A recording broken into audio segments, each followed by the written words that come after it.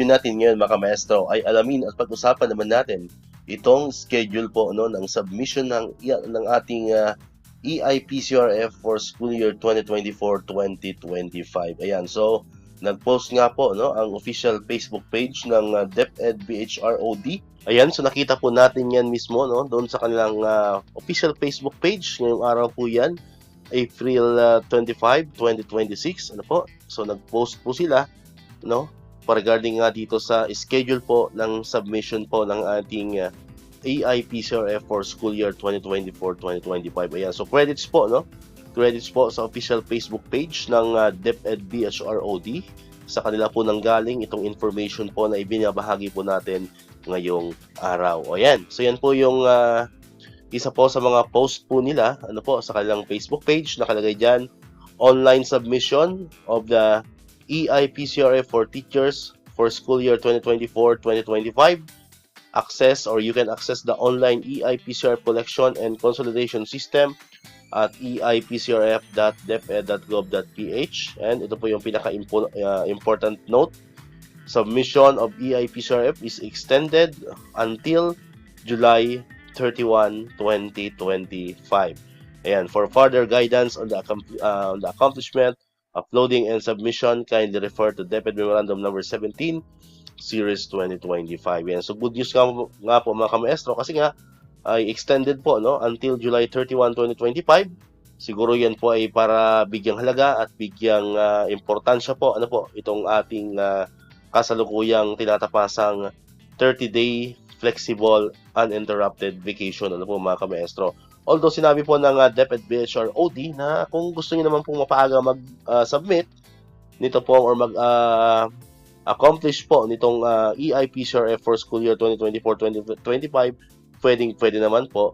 Ayan, basta make sure lamang po no na hindi po papatak ano doon sa inyong dineclare po na 30-day uninterrupted break ano po mga kamaestro. Ayan. So ito po yung uploading schedule naman. Pinapakita po natin dito. Ayan, nakalagay yan. To ensure efficient user management, we are implementing a region-based upload schedule. Ayan. So for region, all regions, ayan po yung nakalagay dyan. From April 21 to June 1, 2025. Ayan. So ibig sabihin po yan mga maestro, kahit anong region ka man, region 1 to region 12, region 13, ano po, NCR, ayan. Kahit saang region po, pwede na po kayong mag-upload ng inyong EIPCRF no? From April 21 to June 1, 2025. Pero take note po mga kamaestro, sinabi ko na po kanina na basta make sure lamang po na hindi papatak, hindi papatak doon sa dineclared po ninyo na 30-day uninterrupted break ano po mga kamaestro. And ito po ay voluntarily ano po mga kamaestro kasi hindi naman po tayo nire-required ng DepEd na tapusin agad po itong IPCRF kasi di ba yung IPCRF po ay may kaugnayan po sa ating PMES, ano po mga kamaestro. So hindi naman po siya required. Ito po ay voluntary basis lamang po kung gusto niyo pong mapaaga. Wala naman pong problema. Ito po yung ating schedule for all regions. Samantalang for June 2 to 8 naman, ayan, June 2 to 8, dito po tapos na po yung ating uninterrupted break. Ano po mga kamaestro? So, CAR, Region 1, Region 2, Region 7, Region 9, and Region 11 lang po ang pwede maka-access ano po, ng uploading for EIPCRF. Ayan, for June 2 to 8. Next naman po, for June 9 to 15, 2025, ang may access naman po for uploading ay Region 3, Region 4A, Region 8, Region 12, and Region 10. And last po na groups, ayan, from June 16 to June 22, June 22, 2025. Ito naman po yung may mga access na region for uploading, NCR, Region 4B, Mimaropa, Region 5, Region 6, Region 13, and the BARM. Ayan. And then, of course, ito na po yung extension po na binigay ni DepEd BHROD para po sa ating lahat. Sa mga hindi naman po nakapag-submit, dito po sa mga naunang dates na may binigay or inalat para sa atin, meron na po tayong chance na makapag-comply. Ano po, ay nakalagay naman dyan, remaining schools from all regions. Ayan, so wala na po yan, kahit na nasa Region 1 ka man, nasa Region 4 ka, nasa Region 5 ka.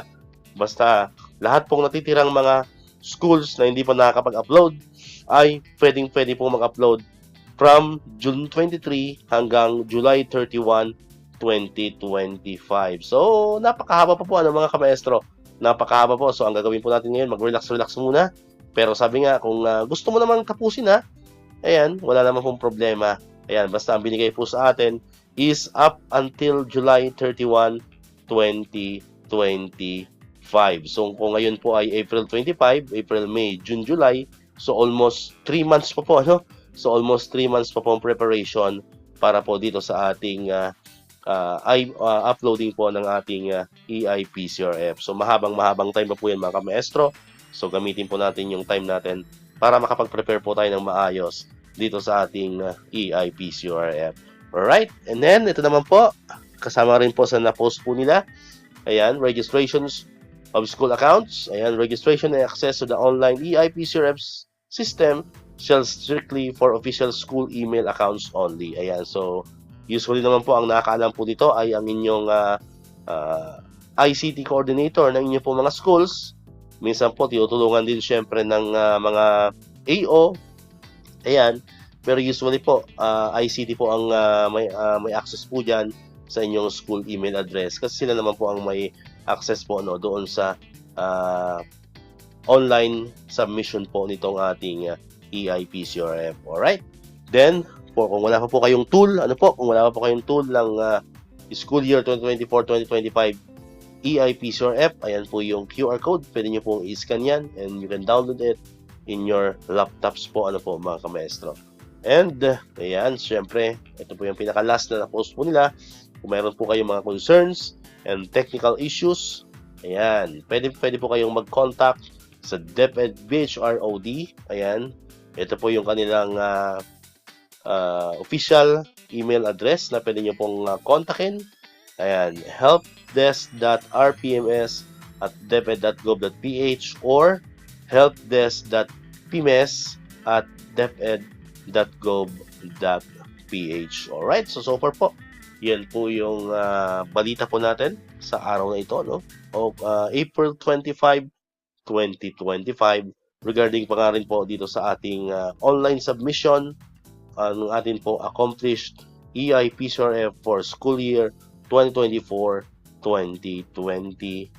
Ayan, kung may mga katanungan po kayo, pwede ko yung mag-comment yan sa comment section po natin. And sabi ko nga kanina, ito po, pwede nyo rin pong kontakin itong official email address po ng DepEd BHROD in charge po dito sa ating EIPCRF for school year 2024-2025. Alright, so dito ko natatapusin itong ating video ngayon mga kamaestro.